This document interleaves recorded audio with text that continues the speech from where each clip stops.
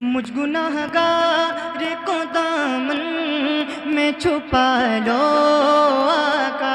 साला मशलके आला हजरा उर्से हसीबे मिल्ला हजरत अल्लामा सैयद शबाहत मियां साहब किबला औलादे गौसे आजम औलादे गौसे आजम खतीबे हिंदो नेपाल उलमाए अहले सुन्नत सैयद शबाहत मियां साहब किबला औलादे इमाम हुसैन नारे तकबीर नारे रिसालत उर्से हसीबे मिल्ला उर्से हसीबे मिल्ला शहजादे गौसे आजम सैयद शबाहत मियां साहब किबला नारे तकबीर नारे रिसालत।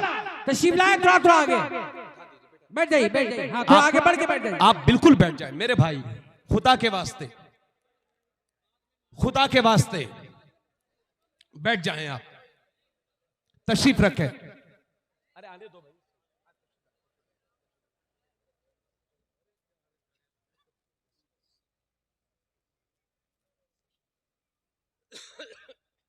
तशरीफ लाएं, बैठें। अम्मा मैं तो थोड़ी देर और बोलूंगा, हजरत तशरीफ ला चुके हैं। बैठिए सब लोग बैठिए। नहीं बहुत आप तशरीफ रखें। आप मेरे भाई बैठ जाइए। माशाल्लाह आज की तकरीब के मेहमान खुसूसी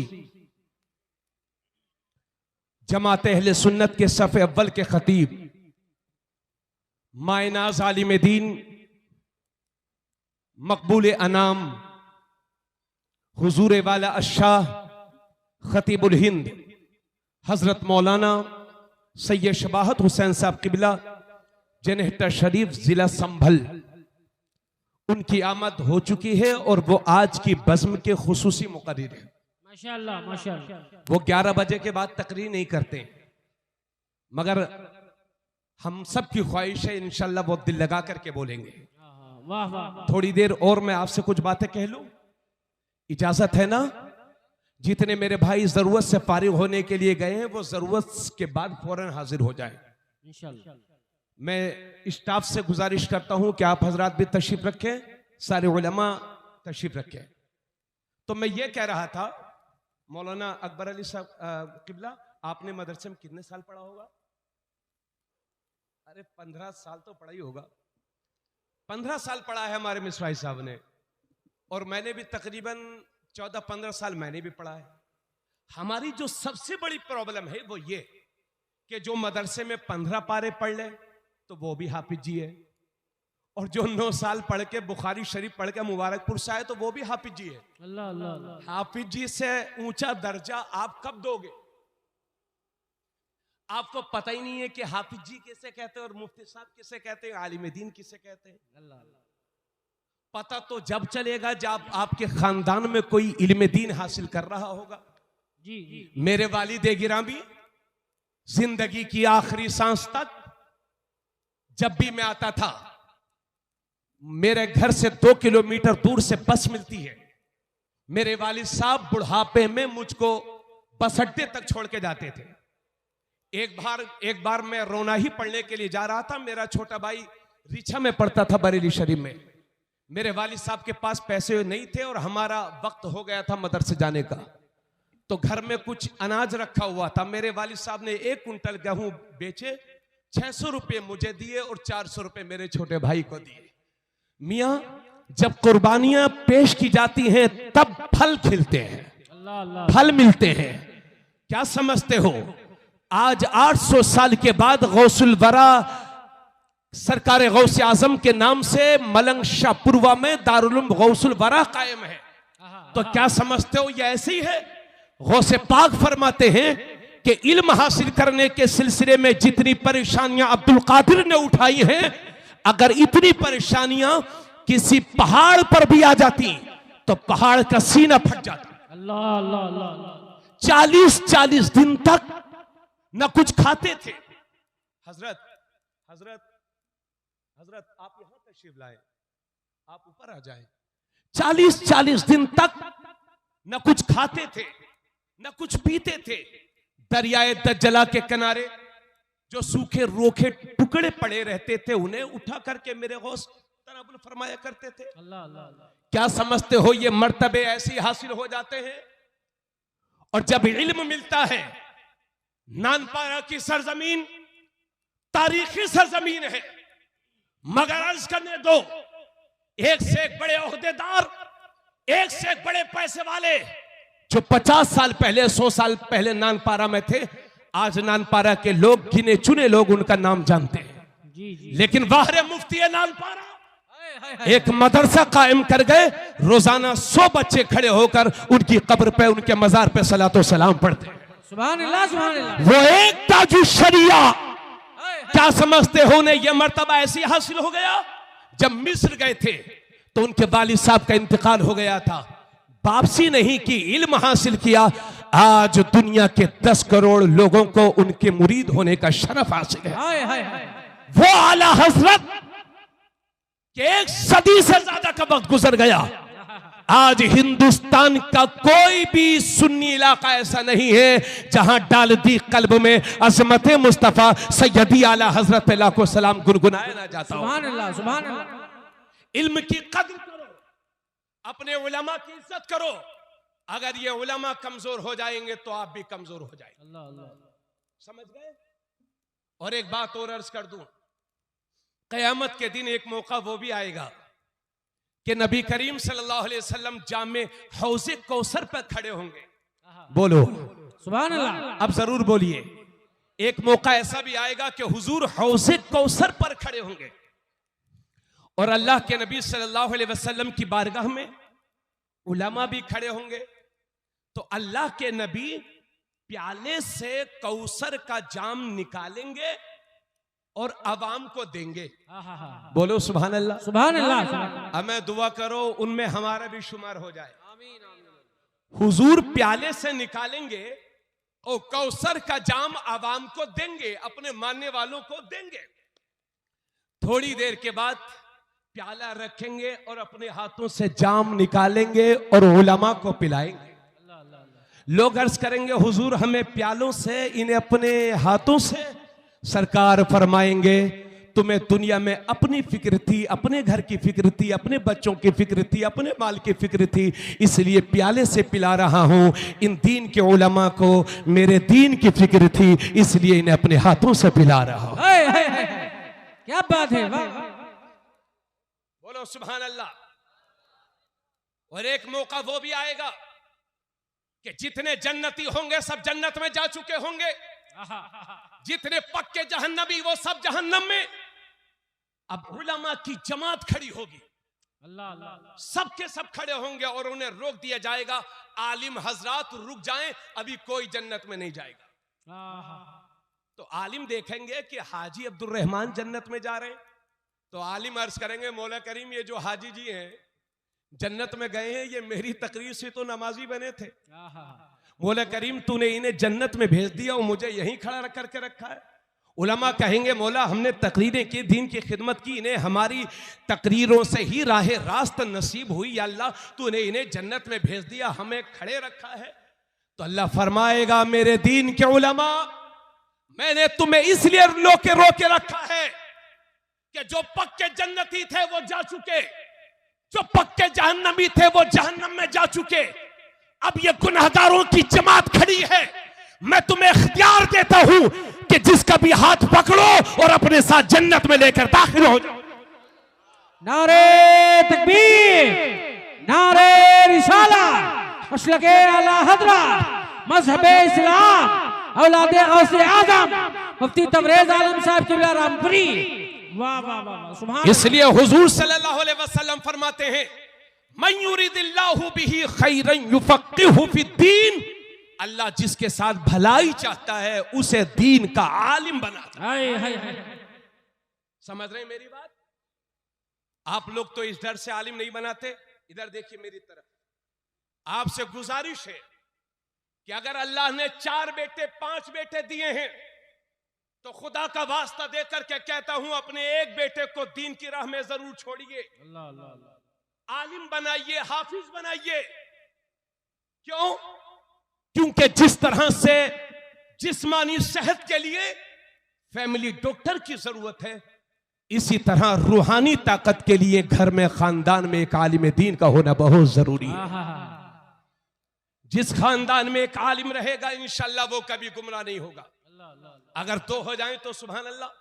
मेरी माँ ने तो 2 बेटों को जन्म दिया और अल्लाह ने दोनों को आलिम दीन बनाया है। और जोर से बोलिए। और एक बात और भी है, कल परसों में बच्चों को हदीस शरीफ पढ़ा रहा था कुछ दिन पहले। हदीस शरीफ में है कि जिसने इस वजह से इल्म हासिल किया कि अल्लाह की रजा ना चाहे, अल्लाह की खुशनुदी के लिए नहीं, बल्कि इस वजह से इल्म हासिल किया कि आलिम बन जाऊंगा तो लोग मेरी इज्जत करेंगे, मुझे अल्लामा कहेंगे, मेरी बातों को मानेंगे और सामान्य दुनिया हासिल कर लूंगा, पीरी मुरीदी करूंगा, नजराने इकट्ठा करूंगा, कोठी बनाऊंगा। इस नियत के साथ अगर कोई आलिम बनेगा तो हुजूर सल्लल्लाहु अलैहि वसल्लम फरमाते हैं वो जन्नत की खुशबू तक नहीं पाएगा।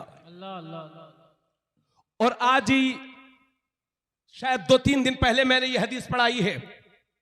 अल्लाह के नबी सल्लल्लाहु अलैहि वसल्लम फरमाते हैं जिसको जो तालिबे इल्म या आलिम दीन इल्म हासिल कर रहा था और उसे मौत आ गई और वो इसलिए इल्म हासिल कर रहा था लियुहयिया बिहिल इस्लाम, ताकि उसके जरिए से इस्लाम को जिंदा करे, सुन्नियत की खिदमत करे। नबी फरमाते हैं फबैनहु व बैन नबिय्यीन दरजतुल वाहिदा फिल जन्नह, तो उसके और नबियों के दरमियान जन्नत में सिर्फ एक दर्जा बाकी रह जाएगा। जोर से बोलो सुभान अल्लाह। और जोर से बोलिए। अभी हमारे जितने उलमा यहां बैठे, सैयद साहब, मैं 2 साल पहले शहर लखीमपुर से एक जगह तकरीर करने के लिए जा रहा था। एक इमाम साहब गाड़ी में मौजूद थे, तो मैंने उनसे खैरियत पूछी। उसके बाद मैंने उनसे पूछा कि आपकी तनख्वाह कितनी है, तो वो बात को टाल गए। फिर मैंने उनसे अर्ज किया कि आपकी तनख्वाह कितनी है, फिर उन्होंने बात को घुमा दिया। थोड़ी देर के बाद मैंने उनसे साफ सुथरे जुमलों में कहा, ए भैया सेल्फी वालो, ओ सेल्फी वालो, अल्लाह से डरो मेरे भाई, सेल्फी भाइयों अल्लाह से डरो, ऐसा मत करो खुदा के वास्ते, आप ऐसा करेंगे तो बैठ जाओ। फिर मैंने उनसे कहा, इधर देखें आप कि आपकी तनख्वाह कितनी है। तो उदासी के आलम में मुझसे कहने लगे, हजरत मैं क्या बताऊं, मेरी तनख्वाह सिर्फ 3,000 है। 3-3 हजार, 5-5 हजार, 7-7 हजार में ये उलमा दीन की खिदमत कर रहे हैं। आप 3,000 5,000 के सिर्फ सिगरेट पी जाते हैं, गुटखे खा जाते हैं। इन उलमा से पूछिए दीन के लिए कितनी मेहनतें कर रहे हैं। उसके बावजूद अगर अइम्मा हजरात को तकलीफ दी जाएगी, उलमा की इज्जतों पर हमला होगा, तो मुझे बताइए कि इनके हौसले टूटेंगे कि नहीं टूटेंगे। इसलिए मैं आपसे मशवरा करता हूं, आपसे अर्ज करता हूं कि अल्लाह ने सबसे बेहतरीन कौम आपको बनाया है, सबसे बेहतरीन दीन तुम्हारे पास है, सबसे बेहतर मसलक तुम्हारे पास। सुभान अल्लाह। दुनिया की सबसे बावकार कौम तुम हो, इसलिए इधर उधर का छोड़ करके आ जाओ, दामन मुस्तफा में पनाह ले लो, यही तुम्हारे लिए राह निजात। सुभान अल्लाह। और बस मेरा वक्त हो गया, मैं 5 मिनट और तकरीर करके सैयद साहब के इंशाल्लाह हवाले माइक करता हूं। माशाल्लाह सैयद साहब के बहुत बड़े खतीब है, बहुत बड़े खतीब है माशाल्लाह। हाँ, मेरे पास जुमले नहीं है इनका तारुफ कराने के लिए, इनकी तकरीर इनका तारुफ कराती है। हाँ माशाल्लाह, तो आप इनकी तकरीर सुनेंगे और माशाल्लाह हजरत आपके इस्तकबाल के लिए, आपकी तकरीर सुनने के लिए सब लोग बैठे हुए। ये मेरी वजह से नहीं है, ये आपकी वजह से सब आए माशाल्लाह। अल्लाह ताला सलामत रखे इस पूरे मजमे को, आमीन।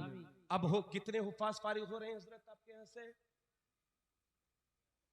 11 हुफाज किराम माशाल्लाह। 11वीं शरीफ में 11वीं वाले की निस्बत से 11 हुफाज।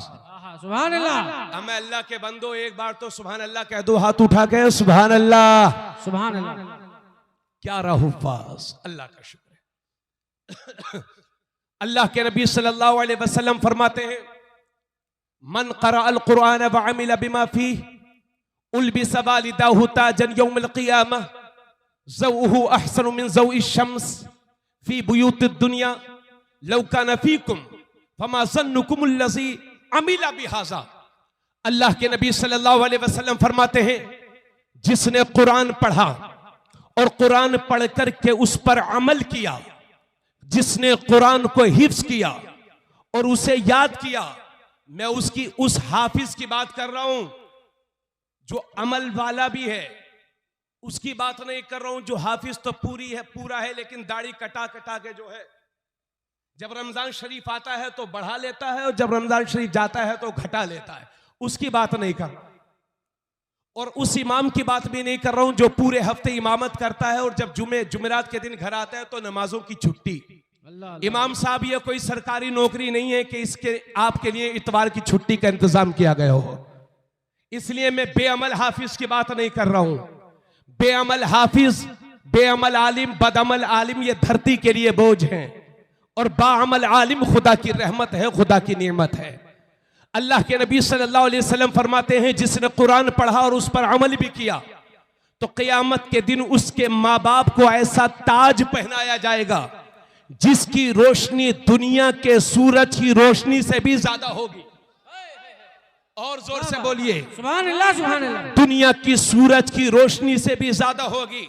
हुजूर फरमाते हैं, तुम सूरज को अपने घर की छत पर फर्ज कर लो, जैसे ये शामियाना हमारे ऊपर लगा हुआ है, इतना करीब आ जाए सूरज, कितनी रोशनी होगी, उससे भी ज्यादा रोशनी उस ताज की होगी जो हुफ्फाज़ कुरान के माँ बाप को पहनाया जाएगा। बोलो सुभान अल्लाह, सुभान अल्लाह, सुभान और अल्लाह। जोर से बोलिए सुभान अल्लाह। हुजूर फरमाते हैं, जब हाफिज का ये आलम है तो फिर जब उसके माँ बाप का ये आलम है तो फिर उसका आलम क्या होगा जिसने खुद कुरान पढ़ करके उस पर अमल किया है। सुभान अल्लाह, सुभान अल्लाह। हजरत अली फरमाते हैं कि जिसने कुरान पढ़ा और कुरान के हलाल किए हुए को हलाल जाना और कुरान के हराम को हराम जाना तो उसकी तो बख्शिश होगी ही होगी इंशाअल्लाह। हजरत अली फरमाते हैं कि नबी ने फरमाया, एक हाफिज कुरान अपने घर के 10 उन लोगों को जन्नत में लेके जाएगा कि जिन पर जहन्नम वाजिब हो चुकी थी। अल्लाह अल्लाह अल्लाह। एक हाफिज कुरान 10 लोगों को जन्नत में लेकर के जाएगा। आप ये समझते हो कि हाफिज जी से दुकान नहीं खुलती, हाफिज साहब से बिजनेस नहीं होता? अगर हाफिज साहब जब आपके घर में सूरे बकरा पढ़ दें तो आपका घर बरकतों से भर जाए, अगर हाफिज साहब खुद अपनी दुकान में पढ़ दें तो क्या आलम होगा। मगर हम देखते हैं, एक जगह से इमामत छूटी तो दूसरी जगह, एक जगह से मदरसा छूटा तो दूसरी जगह, एक जगह तनख्वाह 5000 थी तो दूसरी जगह 4000 चलेगा। यानी यहां पर बाज इमाम ऐसे बैठे होंगे कि जिन्होंने अब तक 15-15 जगह बदल चुके होंगे, 10-10 जगह बदल चुके होंगे। मगर हम देखते हैं कि जगह बदल रही है फिर भी मदरसा पकड़ रहे हैं, परेशानी उठा रहे हैं फिर भी मदरसा पकड़ रहे हैं, और सेठ लोगों की जबान दराजी बर्दाश्त कर रहे हैं फिर भी मदरसा पकड़ रहे हैं, मुतवल्ली का जुल्म सह रहे हैं फिर भी मदरसा पकड़ रहे हैं। जानते हो उसकी वजह क्या है? क्योंकि जब ये मदरसे में पढ़ते हैं तो आका की वही हदीस इनको सुना दी जाती है जो बुखारी शरीफ में है। मेरे नबी फरमाते हैं, खैरुकुम मन तअल्लमल कुरान व अल्लमा। ए लोगों, तुम में से सबसे बेहतरीन इंसान वो है जो खुद कुरान पढ़े और दूसरों को पढ़ाए, जो खुद कुरान सीखे और दूसरों को सिखाए। यही है आरजू, तालीम कुरान आम हो जाए, हर एक परचम से ऊंचा परचम इस्लाम हो जाए। है कौले मोहम्मद, कौले खुदा, फरमान न बदला जाएगा, बदलेगा जमाना लाख मगर कुरान न बदला जाएगा। नारे तकबीर, नारे रिसाला, मसलके आला हजरत, फैज़ाने कुरान, एजाज़े कुरान, औलादे गौसे आज़म, जश्ने दस्तार बंदी। वाह वाह वाह, सुभान अल्लाह। अल्लाह के नबी सल्लल्लाहु अलैहि वसल्लम ने एक मौके पर फरमाया, इस पर सारे लोगों की तवज्जो चाहो। जी जी। अल्लाह के नबी फरमाते हैं कि जिस तरह से लोहे को जंग लगती है, इसी तरह से इन दिलों को भी जंग लग जाती है, ये दिल मैले हो जाते हैं, ये दिल गंदे हो जाते हैं। सहाबा ने अर्ज किया, या रसूल अल्लाह, दिलों की गंदगी का सफाई का जरिया क्या होगा? तो अल्लाह के नबी फरमाते हैं, दिलों की गंदगी की सफाई का जरिया, अगर दिलों को साफ करना चाहते हो, दिलों को रोशन करना चाहते हो, तो कसरत के साथ मौत को याद किया करो और कुरान करीम की तिलावत किया करो। सुभान अल्लाह, सुभान अल्लाह। अच्छा एक बात बताओ, आप कुरान के लिए जान दे सकते हैं? इंशाअल्लाह। हाथ उठ रहे हैं धीरे धीरे, ये कौम थोड़ी सोती रहती है। इंशाअल्लाह आप कुरान के लिए जान दे सकते हैं? जी कहिए अल्हम्दुलिल्लाह। अगर कुरान को हमारी जानों की जरूरत पड़ेगी तो तबरेज आलम कादरी की जान कुरान के तहफ्फुज के लिए पहली है। लेकिन याद रखिए, कुरान हमारी जानें लेने के लिए नहीं बल्कि इंसानियत की जान बचाने के लिए आया है। लेकिन एक कुरान पर जान देने का जज्बा रखने वाली कौम, मैं तुमसे पूछना चाहता हूं कि कुरान के लिए आप जान देने के लिए तो तैयार हैं, लेकिन पढ़ने के लिए तैयार क्यों नहीं है? इसी मजमे में 60% लोग वो होंगे, 30% वो होंगे कि जिनको बिल्कुल नहीं आता, 40% वो होंगे जिन्हें 30% वो होंगे कि जिन्हें पढ़ना आता है, और 40% वो होंगे कि अगर उनसे कहा जाए कि भाई साहब आपको कुरान आता है, तो वो कहते हैं हजरत साहब आता तो है लेकिन कच्चा कच्चा। यानी जिंदगी में खुद पक गए, जिंदगी के सारे शौक पूरे कर लिए, जमीनें खरीदी, बड़ी बड़ी शादियां कर ली, कोठियां बना ली, सब कुछ शौक पूरे कर लिए, अगर कुछ कच्चा रह गया तो कुरान। और अगर 70-80 साल की जिंदगी में कुरान न सीख सके तो मैं पूछना चाहता हूं मेरी कौम, किस बात के मुसलमान हैं आप? अल्लाह अल्लाह। अगर 70 साल की जिंदगी में कुरान न पढ़ना सीख सके। और बहुत सारे लोगों को हमने देखा है कि वो 10 पारा हिफ्ज करते हैं, छोड़ देते हैं। बाज लोगों को देखा कि कच्चा कच्चा नाजरा पढ़ लेते हैं, फिर छोड़ देते हैं। अल्लाह के नबी फरमाते हैं, जिसने कुरान पढ़ा और उसे भूल गया तो क़यामत के दिन वो इस हालत में अल्लाह से मुलाकात करेगा कि कोढ़ की वजह से उसके बदन के आज़ा सड़ सड़ करके गिर रहे होंगे। अल्लाह अल्लाह। इसलिए किसी को 10 पारा याद है, बच्चों तो ये सोच में मत रहना कि अब हम फारिग हो गए, नहीं। अगर 10 पारे के हाफिज हो तो 10 पारों की दौड़ करो। अगर आपको कच्चा नाजरा है तो उसको पक्का करो। नवाब बन के नहीं बैठने की जरूरत है, कुरान पढ़ो। एक सहाबी, आखिरी बात, एक सहाबी हाजिर हुए, या रसूल अल्लाह परेशान हूं, गरीब हूं, तंगदस्त हूं। अल्लाह के नबी ने फरमाया सब्र करो। वो सहाबी फिर हाजिर हो गए, या रसूल अल्लाह सब्र का पैमाना लबरेज हो गया है। अल्लाह के नबी ने फरमाया अगर यही हाल है तो एक काम किया करो, जब शाम को घर आया करो तो एक बार सलाम कर लिया करो और 3 बार कुरान कुल हुवल्लाह शरीफ पढ़ लिया करो। अल्लाह तेरे घर से गरीबी का खात्मा फरमा देगा। बहुत छोटी सी सूरह है कुरान की, सबसे छोटी सूरह कौसर, उसके बाद सूरह इखलास।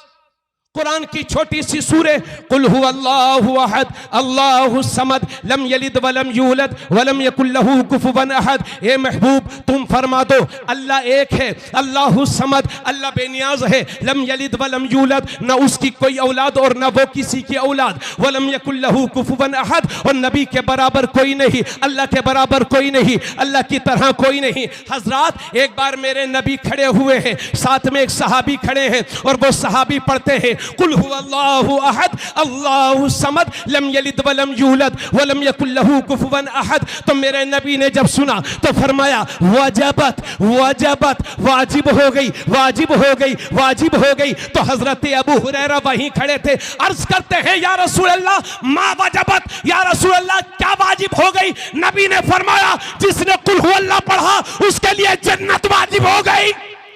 वाह वाह वाह वाह, सुभान अल्लाह सुभान अल्लाह। कुल पढ़ो घरों में, निजाम मुस्तफा कायम करो घरों में। इज्जत की जिंदगी चाहते हो, तुम्हारी नस्लें इस मुल्क में इज्जत के साथ जिए, मोहब्बत रसूल से दिलों को मदीना बना लो। और सैयदा फातिमा ज़हरा का वास्ता दे करके मेरी कौम की बेटियों, तुमसे दरखास्त करता हूं, बहुत हो गया, बहुत शर्मिंदा और रुस्वा हो गए हम। सिर्फ फातिमा नाम रखने से काम नहीं चलेगा, बल्कि कनीज़े फातिमा बन करके जिंदगी गुजारो। ए लोगों, चेहरे पर सुन्नत मुस्तफा सजाओ, 5 वक्त की नमाज पढ़ो, हरामखोरी से बचो, गीबत से बचो, जिना से बचो, शादियों को सस्ता करो, जरूरत के मुताबिक घर बनाओ और अपनी हैसियत से बढ़ करके अपने बच्चों को पढ़ाओ और लिखाओ। और मायूस ना हो, फिक्र ना करो, ये बादल हैं, छट जाएंगे।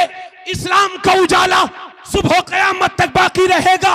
मेरी कौम, तू अपना रास्ता सीधा कर ले।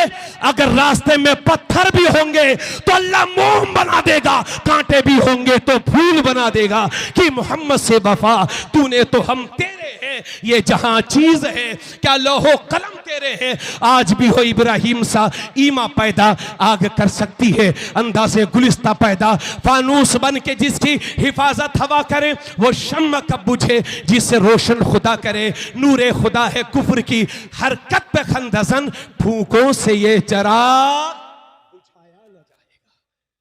दारुल उलूम गौसुल वरा